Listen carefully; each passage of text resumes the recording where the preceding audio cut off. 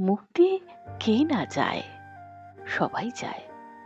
বেশি করে চায় কারাবন্দী আসামিরা। মুক্তির কথা ভাবলেই তাদের মধ্যে এক অশুভ শক্তি ভর করে। ওই শক্তিতে বলীয়ান হয়ে অনেক সময় তারা পাঁচিল টপকে পগার পার করে ফেলে। পুলিশের তখন ফেরার আসামিকে ধরতে কাল ঘাম ছুটে যায়। ঘাম মুছতে মুছতে পুলিশও মুক্তি খোঁজে। অবশেষে অবসর নিলে তার চোরের রাজ্য থেকে মুক্তি মেলে। কিন্তু হঠাৎ কর্মহীন হয়ে পড়ে তার তখন হাঁসফাঁস দশা। নিজেকে তখন আসামি আসামি মনে হয়। গিন্নির সঙ্গে খিটিরমিটির, সামান্য বিষয়কে কেন্দ্র করে পরিবারের স্বামী স্ত্রীর মধ্যে তুমুল অশান্তি, ঝগড়া, মারামারি, আইনি পদক্ষেপ, আদালত, বিচার, বিচারকের রায়দান, স্ত্রীকে খোরপোশ দিয়ে একসময় সংসার থেকে মুক্তি মেলে। আলাদা থাকার ব্যবস্থা, একা একা কোথায় আর থাকবে। একসময় তার ঠাঁই হয় মুক্তি নামে এক বৃদ্ধাশ্রমে। এদিকে যে বিচারক উক্ত পুলিশের বিচার করছে সেও অবসর নিয়েছে। কোর্টে তার রায় কার্যকর হলেও বাড়িতে তার রায় হালে পানি পায় না। বিচারের রায় নীরবে নিভৃতে কাঁদে।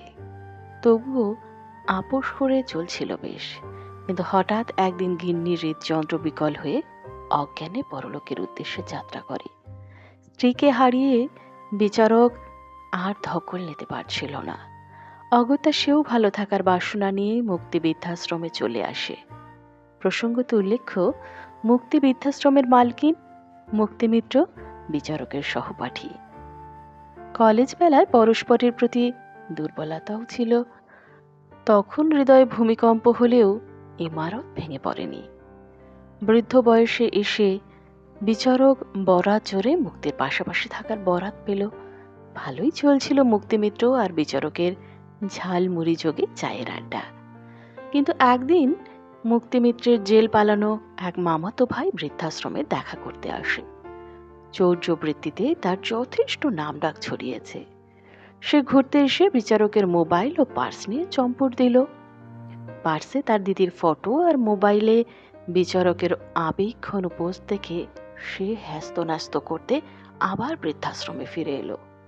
বিচারকের বিচার করতে স্বনামধন্য চোরের লম্ফঝম্প শুরু হলো। দীর্ঘদিন বাদে পুলিশ ফেরার চোরকে দেখতে পেয়ে জাপটে ধরে। কিন্তু গায়ে সর্ষের তেল মাখা চোর সহজেই পুলিশের কবল থেকে মুক্ত হয়ে হাওয়া হয়ে যায়। এখন চোরমুক্ত মুক্তি বৃদ্ধাশ্রমে পুলিশের উপস্থিতিতে বিচারক আর মুক্তিমিত্রের চায়ের আড্ডা চলছে রমরমিয়ে।